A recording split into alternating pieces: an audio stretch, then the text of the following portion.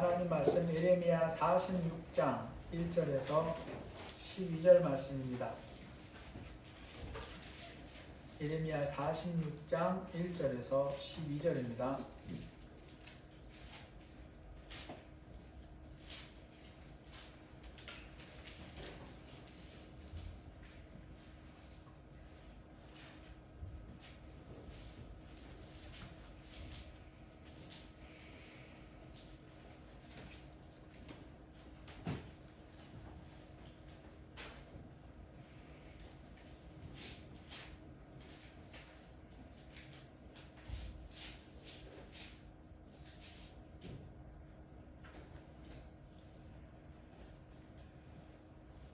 이방 나라들에 대하여 선지자 예레미야에게 임한 여호와의 말씀이라.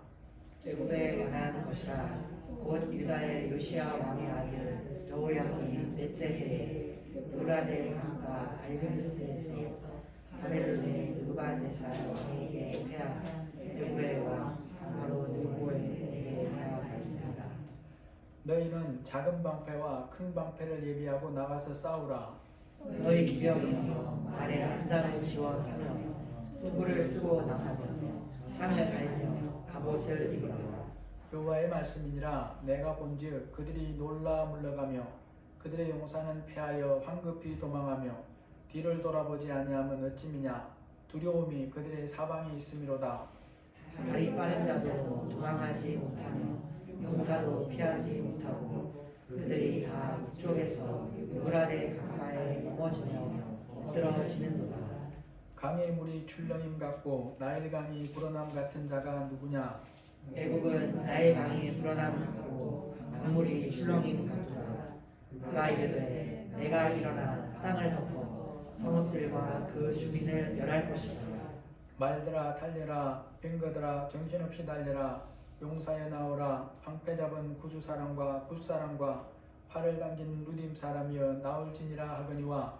그날은 주 만군의 여호와께서 그의 대적에게 원수 갚는 보복이니라. 팔이 배부르게 삼키며 그들의 피를 넘치도록 마시리니 주 만군의 여호와께서 북쪽 유브라데 강가에서 희생 제물을 받으실 것입니다. 처녀딸 애굽이여 길르앗으로 올라가서 유향을 취하라. 내가 치료를 많이 받아도 효력이 없어 낫지 못하리라. 내 수치가 나라에 들렸고 내 부르짖음은 땅에 가득하였나니 용사가 용사에게 걸려 넘어져 둘이 함께 엎드려졌습니다. 아멘.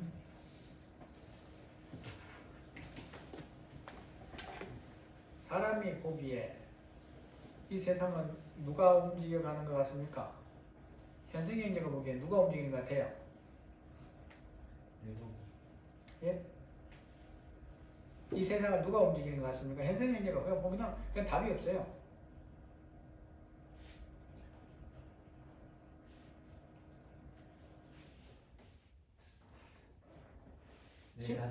내 자신이 내 주변에 내 자신이 움직이죠. 그런데 넓게 보면 힘을 가진 사람들이라고 하는 사람들이나 기관들이나 막 이런 것들이 보이죠. 그렇죠. 권력자들이 있고 언론이 있고 뭐 이런 사람들이 있습니다. 요즘은 유튜버들이 또 힘을 많이 가지고 있어요. 그런 사람들이 세상을 움직이는 것 같아요.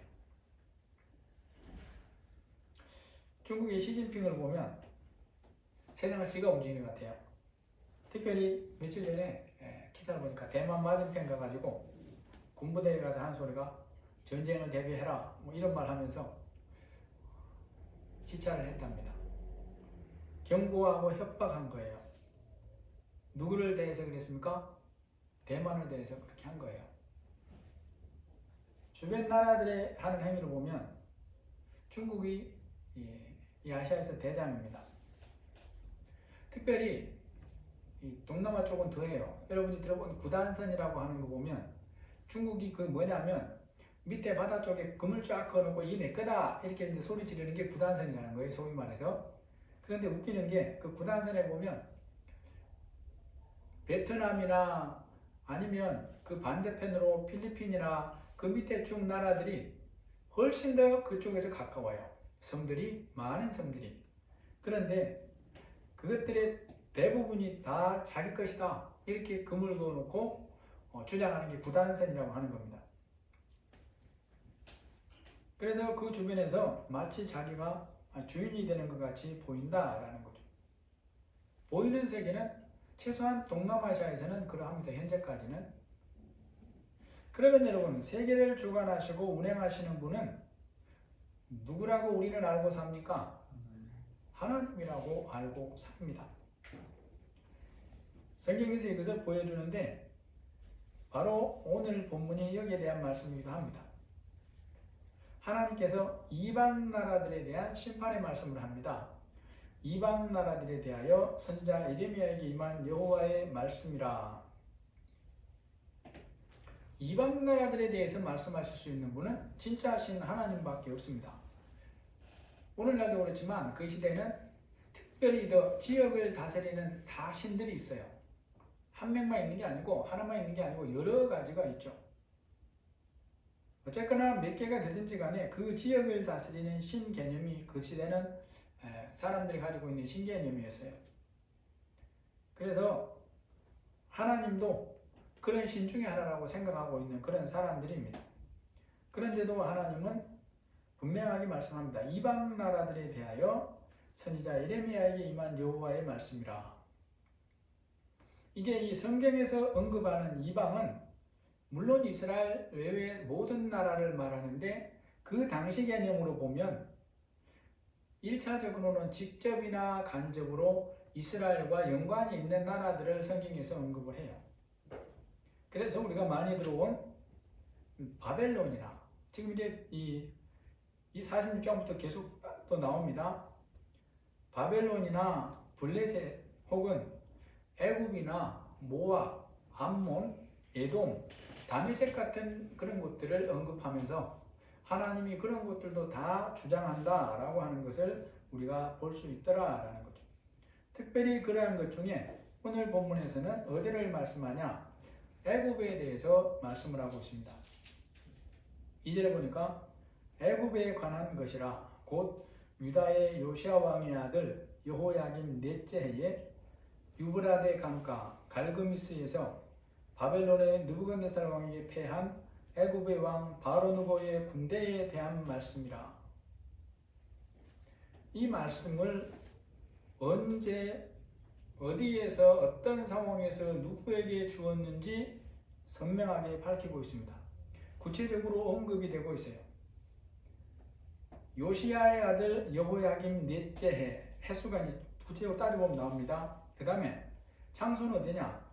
유브라데 강가 갈그미스라는 곳에서.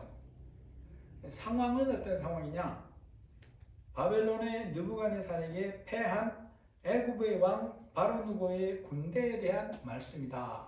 이렇게 말씀을 하고 있어요. 여기서 우리가 아주 중요한 부분들을 알 수 있습니다. 하나님의 말씀은 일반적인 경우는 전체를 다 대상으로 하는 그런 말씀이에요. 이스라엘 백성들 전체를 다 들으라고 하는 거죠. 그런데 우리는 그 당시에 이스라엘 백성이 아니잖아요. 우리는 그 당시처럼 특정한 지역에 하나님의 백성으로 모여서 사는, 땅을 하나님이 정해줘서 사는 그런 사람들이 아니에요. 그러니까 그런 면에서는 우리에게 해당이 안 됩니다. 그럼 어떻게 해당되냐? 하나님은 동일하게 말씀하시는데 우리가 여기서 받아야 할 중요한 교훈 중에 하나는 말씀을 들어야 할 대상과 내용이 분명한 말씀을 주시는 하나님이다 라는 걸 우리가 기억해야 됩니다. 물론 우리가 모를 수도 있어요. 또 때로는 듣고도 모를 수 있습니다. 듣고도 책임을 회피해서 이거는 나에게 하는 말씀이 아닐 거야 이렇게 외면할 때도 물론 있어요. 일본에 무슨 문화가 최근 들어서 갑자기 언론에 많이 등장합니까? 찍는 거 뭡니까 이게? 도장 문화가 많이 등장하고 있죠. 일본의 도장 문화가 굉장히 많습니다. 그리고 재미나는 게 일본의 의회에서 디지털 관련 부분 장관을 맡고 있는 사람이 이전 정부에서 지금 스가 정부 이전에서 아베 때 누구였냐 보니까 도장협회 무슨 회장인가를 맡고 있는 사람이 그 일을 맡고 있대요. 참 이 나라는 재미있습니다. 이런 면에서. 그 그 이전에 우리나라로 따지면 과학기술부라고 하는 어떤 면에서는 가장 첨단을 다루는 그런 부서 장관이라는 사람이 뭐라 그러냐면 자기는 컴퓨터를 켤 줄도 모른다. 그렇게 말했어요. 그럼 어떻게 사용하냐 그러니까는 자기는 사용하지 않는다는 거예요. 기가 막히지 않습니까? 그런 사람이 그러니까 일본이 이런 부분에서는 우리보다 훨씬 뒤져 있습니다. 어젠가 오늘 기사도 나왔는데 경제개발협력기구 OECD라는 그러니까 소위 말하는 선진국 경제 한 30개 나라들이죠. 여기서 보면 전자정부에서 1위가 어느 나라겠습니까? 우리나라예요. 전자정부 1위가 우리나라, 디지털 정부 1위가 우리나라예요. 일본은 몇이나 되겠습니까? 일본은 5위입니다. 그런데 이제 거기서 매긴 게 아니고 또 다른 국제 조직에서 매긴 걸 보면 우리나라는 3위론가 나오고 일본은 20몇 위론가 나온 것도 있어요. 그런 부분에서 일본은 완전히 우리나라하고 이제 게임이 안 됩니다. 그러면 도장 문화의 핵심이 뭐냐? 도장은 누가 책임을 지냐? 찍은 사람이 책임지는 거예요. 그러니까 이 사람들은 도장을 한 명만 찍는 게 아니고 그 결제 칸이 몇 개예요? 여러 개를 둬요. 그러면 이제 책임이 누구에게 갑니까? 여러 사람에게 가는 거예요. 결국 뭔 말인가 하면 일본 사회의 특징 중에 하나가 회의가 많다는 거랍니다. 회의를 왜 많이 하냐 하면 거기에 참석한 사람들이 다 뭐가 되는 거예요? 책임을 질 일이 생기면 공범이 되는 거예요. 공범이. 이게 뭔 말인가 하면 어떤 지시를 해도 예를 들어서 사장이나 누군가가 혹은 장관이 지시를 했다 그렇게 치면 이것이 들어야 될 사람이 듣고 거기에 따라야 될 사람이 따라야 되는데 그런 게 아니라 내려가면서 전달되면서 많은 사람이 거기다 도장을 찍어요. 그래서 나중에는 책임질 일이 생기면 아무도 책임을 안 지는 것입니다. 책임은 지죠. 근데 모두의 책임은 누구의 책임도 아닌 거잖아요. 이게 왜 이렇게 생기냐? 일본이 책임에 대해서 아주 민감해요. 일본 사회 자체가. 이지메가 왜 나왔겠어요? 일본에서 이지메가 나온 거거든요. 특정한 사람을 몰아서 괴롭히는 게 이지메인데 그러니까 일본은 튀는 사회가 못 됩니다. 여러분이 생각해 보시면 제가 일본 문화 굉장히 재밌어가지고 관련 책도 읽고 그러는데 일본 문화에서는 창의적인 게 못 나온대요. 그런 사람은 그렇게 말하는 사람이 너무 많습니다. 그래 가만히 생각해보면 진짜 그래요. 우리나라에서 K-팝이니 이 드라마니 영화니 이것들은 음악은 다 창작이거든요. 창작에서 일본은 우리나라를 못 따라와요. 그 전에 만화를 그리는 거에서는 일본이 우리나라를 월등히 앞섰는데 이제 2000년대 넘어가면서 지금 현재는 쥐고 있는 것은 만화 분야 외에 조금 제외하고 문화에서 일본이 우리를 앞서는 게 하나도 없습니다. 전부 다 비교 자체가 안 돼요. K-팝도 마찬가지고 영화도 마찬가지고 드라마도 마찬가지고 이런 문화 부분에서는 아예 일본은 우리하고 상대가 안 될 정도입니다. 그게 핵심이 어디 있냐? 창의력을 죽여버리는 거예요. 그래서 창의력은 튀어야 되는데 일본 사회는 튀는 걸 못 봐준대요. 그런 튀는 사람이 이짐에 당하는 거예요. 그러니까 책임을 안 지려고 하는 거예요. 책임을. 지게 되면 모두가 지도록 도장을 다 많이 찍을 수 있는 대로 많이 찍는 거예요. 우리가 하나님의 말씀에 대해서 책임을 안 지려면 어떻게 하면 됩니까? 똑같이 다 하나님이 말씀하셨다 이러면 책임질 사람이 있어요 없어요? 없죠. 지면 다 져야 되니까.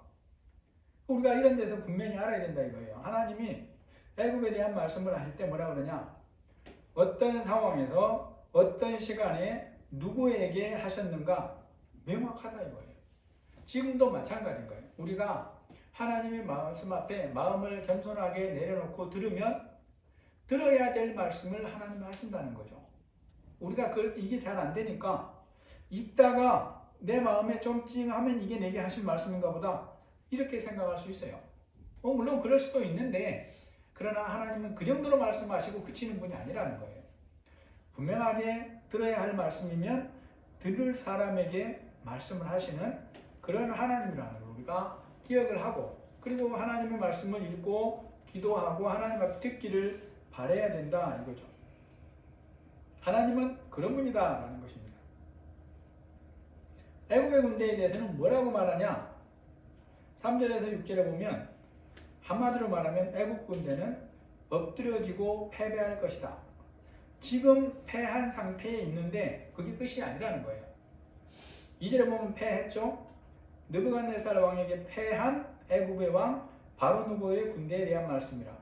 지금 패해서 있는데 그들이 앞으로도 더 패할 것이다 라는 말씀이에요. 그런 걸 말씀하면서 이제 하는 말이 있습니다. 3절에 보니까 너희는 작은 방패와 큰 방패를 예비하고 나가서 싸우라. 4절에 보면 너희 기병들도 연장을 집어서 나가서 싸우라. 뭐 이렇게 투구를 쓰고 창을 갈며 갑옷을 입고 싸우라. 막 다 말씀하는 거예요. 그런데도 결말은 어떻게 되냐? 5절에 보니까 여호와의 말씀이니라. 내가 본즉 그들이 놀라 물러가며 그들의 용사는 패하여 황급히 도망하며 뒤를 돌아보지 아니하면 어찌미냐? 두려움이 그들의 사방에 있음이로다. 이제까지 애굽 사람들은 세상을 누가 다스린다고 생각했냐면 자기들이 다스린다고 생각하고 살았어요. 실제로 바벨론과 힘을 겨룰 수 있는 거의 유일한 나라가 애굽이기도 했습니다. 그만큼 애굽이 강했는데 그래서 이 느부갓네살하고 붙었던 거예요. 그런데 지금 하나님의 계획이 어디 있냐?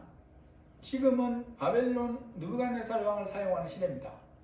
그러니까 애굽은 패하게 돼 있어요. 하나님이 패할 것이라고 말씀해 놨어요. 그럼에도 이것을 모르고 애굽은 자기들이 이길 거라고 생각하고 모든 것을 다 동원해서 가서 싸워보지만 그럼에도 불구하고 이기지 못한다라는 것입니다. 여기서 우리가 또 뭘 생각해 봐야 되겠습니까? 하나님이 이들을 물리치실 때 누구를 사용하느냐? 느부갓네살 왕의 군대를 사용합니다.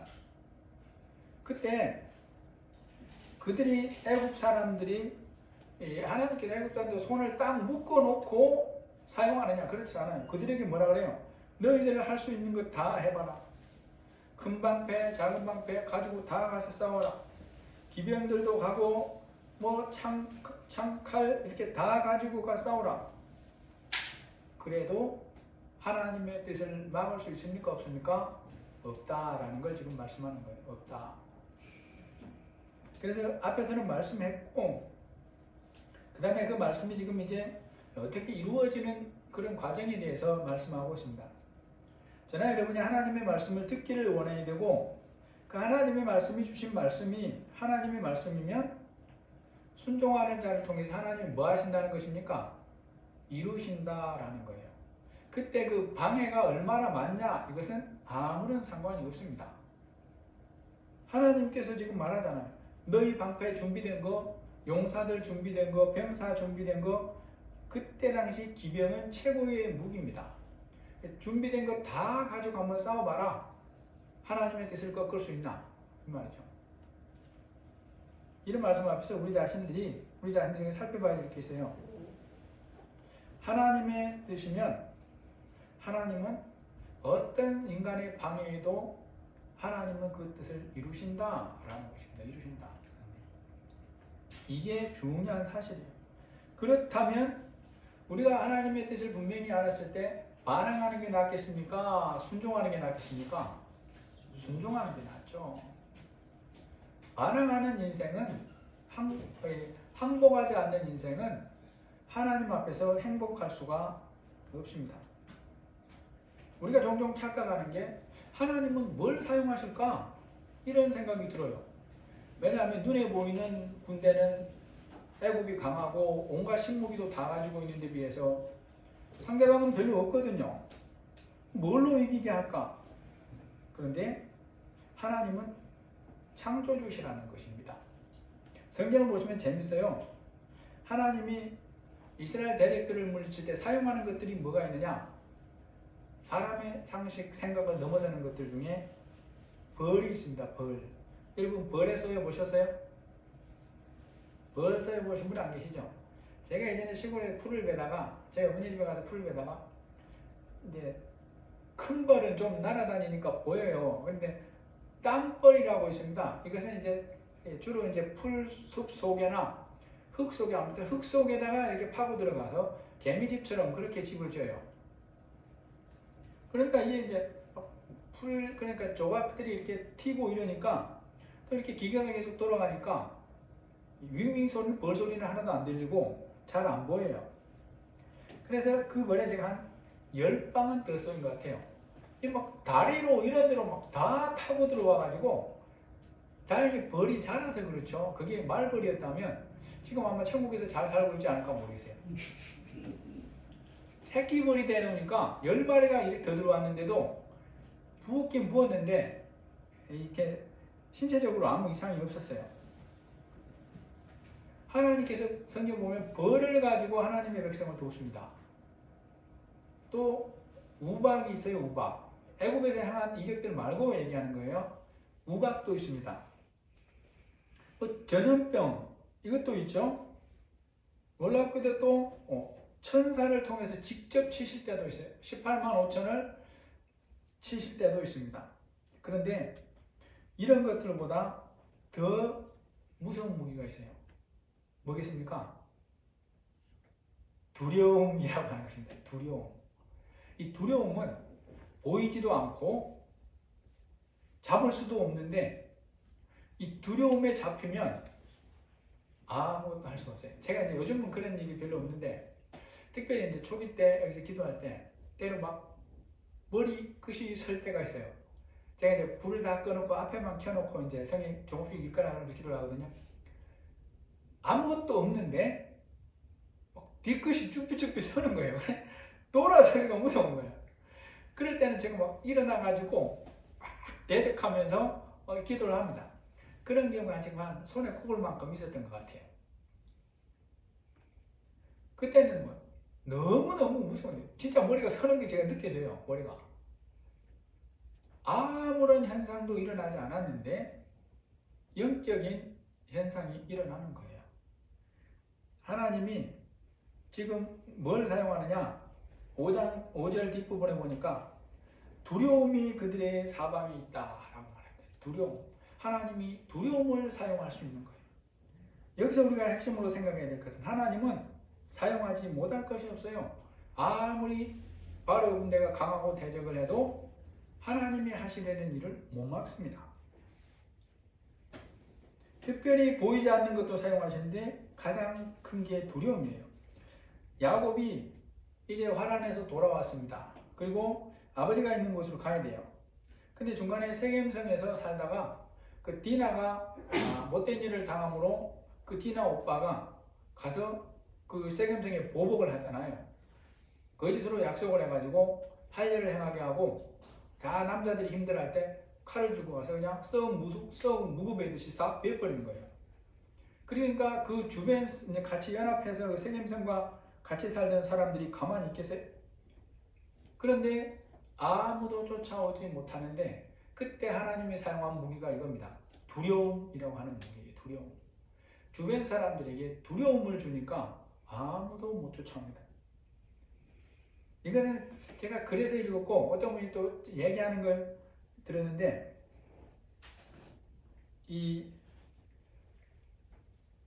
지금 얘기하면 또 무서워할 수도 있어요. 아무튼 오늘 얘기 안 하겠습니다. 집에 가서 뒤로 돌아본 거예요. 아무튼 하나님께 맡겨드릴 때 방법을 예상하고 맡겨드리는 것은 지극히 하수입니다. 사실 믿음이 없는가 혹시 할 수 있어요. 하나님께 인생을 맡겨드릴 때 우리는 가능성을 보잖아요. 계산을 해보는 거예요. 뭐 어쩌겠습니까? 보이는 것만 보고 사는 우리라 계산을 안 할 수는 없는데 중요한 게 있습니다. 하나님께 맡겨드릴 때 방법을 예상해보고 맡길 것인지 말 것인지를 결정하는 것은 믿음이 아니라는 거예요. 저나 여러분이 걸어갈 때 그런 것입니다. 하나님께서 어떻게 하실지 몰라요. 하나님은 창조주 하나님입니다. 하나님이 하신다고 했으면 그의 믿음을 보고 하신다고 했으면 하시는 거예요. 근데 우리는 이때 꼭 뭔가를 찾아봐요. 작은 근거라도 어디서 돈 나올 데가 없나.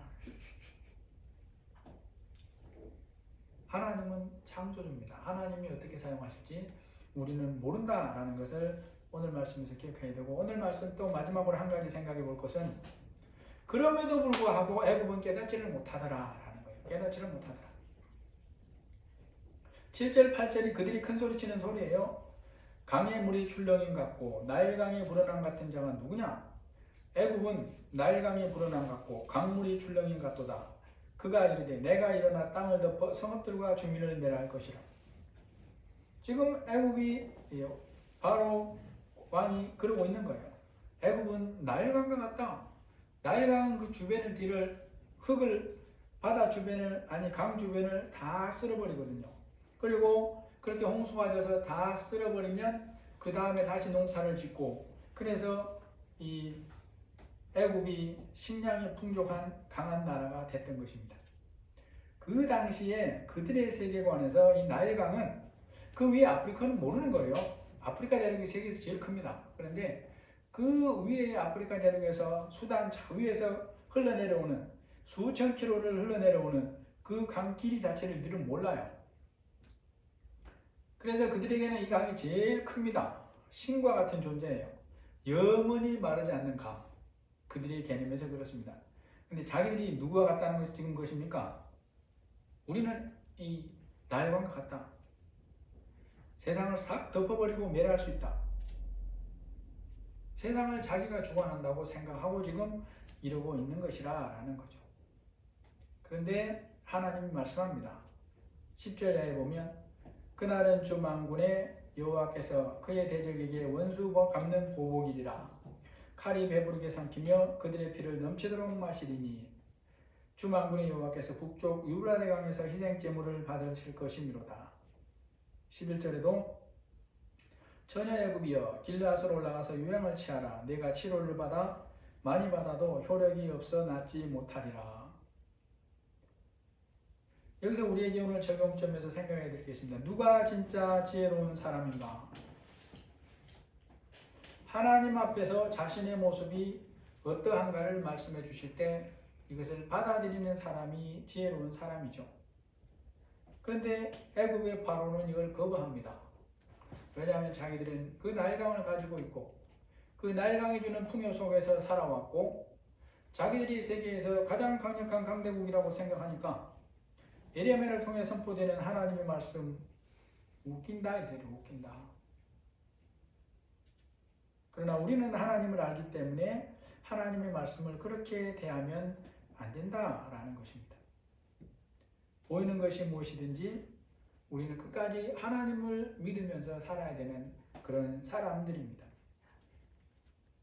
오늘 말씀에서 우리가 기도할 때 꼭 기억하고 함께 기도하기 원하는 것이 뭐냐? 이방 나라를 주관하시는 분도 하나님입니다. 지금도 동일해요. 다만 우리가 알지 못할 뿐이에요. 대한민국 주변에 많은 그런 나라들이 있고 세계의 모든 나라들 주변에 또 다른 나라들이 있는데 하나님께서 운영해 가십니다. 그래 중요한 것은 뭐냐면 그 나라의 숫자는 어떻게 될지 몰라도 하나님의 신실한 백성들이 있으면 하나님은 그 나라를 불쌍히 여겨요. 역사를 보니까 그래요. 그래서 아브라함에게 말씀하시면서 소돔과 고모라 같은 악한 곳이라도 의인 10명이 있다면 내가 도와주마 이러신 거예요. 그러니까 우리나라는 당연히 소망이 있는 것입니다. 그리고 소망이 있는 그 소망의 뿌리가 되어야 될 사람들이 누구냐? 바로 우리들이다라는 거죠. 우리들이다. 그것이 우리가 이 시간 하나님 앞에서 기도하는 이유들이고 기도를 포기하지 않아야 되는 이유입니다. 또 한 가지가 있습니다. 하나님이 우리의 삶을 인도하시지만 때로는 보이지 않고 이해되지 않는 일이 많아요. 그럼에도 하나님의 선하심을 믿고 살아야 된다라는 거죠. 하나님은 선하신 분입니다. 이걸 믿는 게 너무너무 중요해요. 하나님의 선하심을 믿지 못하면 수시로 우리는 의심하게 됩니다. 그러면 하나님께 맡겨드리지를 못하는 거예요. 아브라함이 왜 실패를 경험합니까? 아브라함이 이스마엘을 떠나보낼 때 얼마나 고통스러워합니까? 왜 그럴까요? 하나님의 시간을 온전히 기다리지 못해서 경험하는 실패예요. 그런다고 하나님이 하실 일을 안 합니까? 하나님은 이삭을 주셔서 하실 일을 해요. 인간이 급해서 하나님의 말씀을 못 믿는 거예요. 또 한 가지 기도하기 원하는 것은 하나님이 심판을 행하시면 인간의 무기나 군대의 강함은 아무 소용이 없다는 것입니다. 하나님이 행하시면 하나님께 맡겨드린 인생을 하나님이 주관하시면 그 앞에 아무리 방해물처럼 보이는 것이 있을지라도 하나님이 해결하신다는 거예요. 하나님의 능력은 창조주의 능력이기 때문에 우리가 뭘 도와드리지 않아도 됩니다. 이 시간 우리가 기도하실 때 이 하나님에 대해서 다시 한번 기도하고 또 교회를 위해서 기도하고 우리 형제들을 위해서 연약한 지체들을 위해서 계속해서 기도하기를 원합니다. 함께 기도하겠습니다. 하나님, 이 시간 금요기도회로 불러주셔서 감사합니다. 하나님께서 이 세상을 주관하시고 하나님께서 평가하시고 하나님이 결산하시는 것을 감사합니다. 그럼에도 우리가 너무 연약해서 이 하나님을 종종 신뢰하지 못하고 또 하나님 아버지 잊어버리고 살 때가 있는 것도 고백합니다. 주님이 불쌍히 여겨 주옵소서. 하나님이 분명히 깨닫게 하신 말씀인데도 우리가 또 보기에 계산이 서지 않아서 하나님을 믿지 못하고 의심하고 때로는 염려했던 것도 고백합니다. 하나님 불쌍히 여겨 주옵소서. 바로가 아무리 했어도 하나님의 일을 막을 수 없는 것처럼 하나님의 행하시면 막을 수 있는 것이 없습니다. 이 하나님, 또 특별히 하나님이 우리에게 선하신 하나님이신 것을 감사합니다. 이 밤에 기도할 때 함께하여 주시고 이곳에 모인 한 분 한 분 마음과 몸을 만져주셔서 영원히 하나님 앞에 감격케 하여 주시고 육신의 연약한 부분들도 하나님이 치료하여 주옵소서.